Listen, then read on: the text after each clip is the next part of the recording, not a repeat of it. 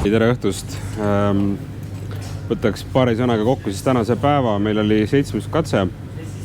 Läks väga kenasti. Meil ei olnud nagu ühtegi mingit suuremat sellist, mingit väga meeldejäävat momenti ei olnud, et see üks ekslemise koht oli, mille tõttu siis hiljem võeti mingid ajakorrektsioonid, et seal esimesed mehed ekslesid ära ja siis kohtunikud otsustasid, et kuna seal oli roadbookis nii-öelda ebatäpsus, siis kõikidelt mingi lõik rajast nagu nii-öelda tühistatakse, et korrigeeritakse aegasid, et neid palju aega seal kaotasid.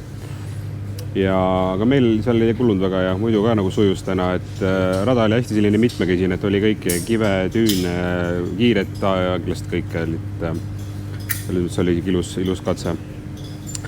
Ja nüüd homme on meil siis jälle varaäratus ja 480 kilomeetrit katset ja lõpetame õhtu Riyadis, pealinnas. Ja mis siin ikka, eks hakkab väike siukene väsimus sisse juba tulema, et see võistlus on päris pikk olnud, aga meil on õnneks siiamaani hästi läinud, nii et proovime lihtsalt samamoodi jätkata. Täna me siis teile video teeme ka sellepärast ühe teistsuguses kohas, et me oleme meie enda tiimi selles cateringi telgis. Siin siis me istume iga õhtu. Meil on siin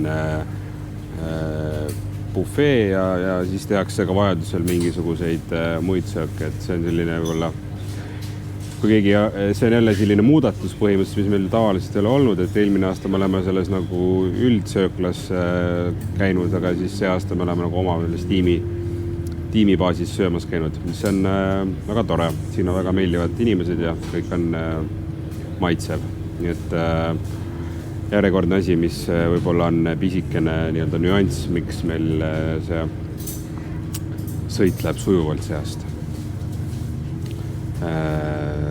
Kõik. Ja Ristol on nohu. Ja söök.